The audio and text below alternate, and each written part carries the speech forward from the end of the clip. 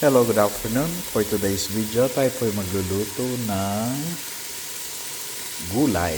Ginisang gulay na lalagyan po natin ng saba mackerel. So, ayan, ginisa ko po siya sa sibuyas, bawang at kamatis. At next, etong ating mackerel.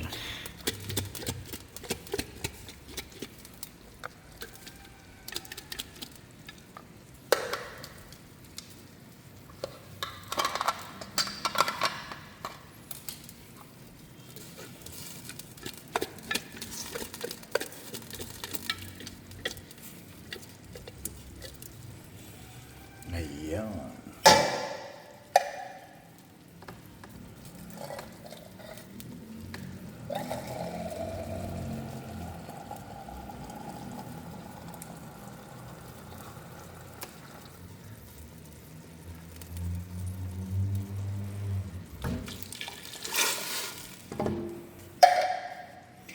So, nag-crave po tayo sa ganitong luto. Actually, yung gulay na ilalagay ko rito ay hinarvest ko from the backyard. Meron po tayong saluyot, ayan, alokbate, alokon, ayan,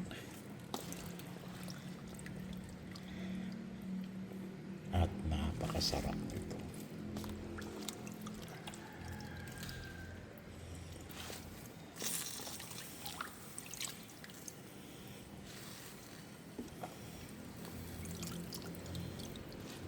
Galing po sa backyard natin yan.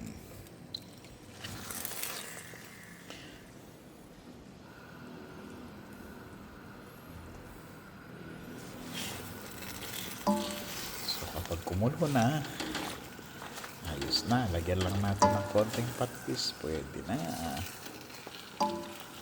Sarap ng amoy. O, diba? Galing po yan sa backyard and it's organic. At saka piritong daing na bangus. Ang terno nito, the best. Diba? Ayun yung baag o alokon.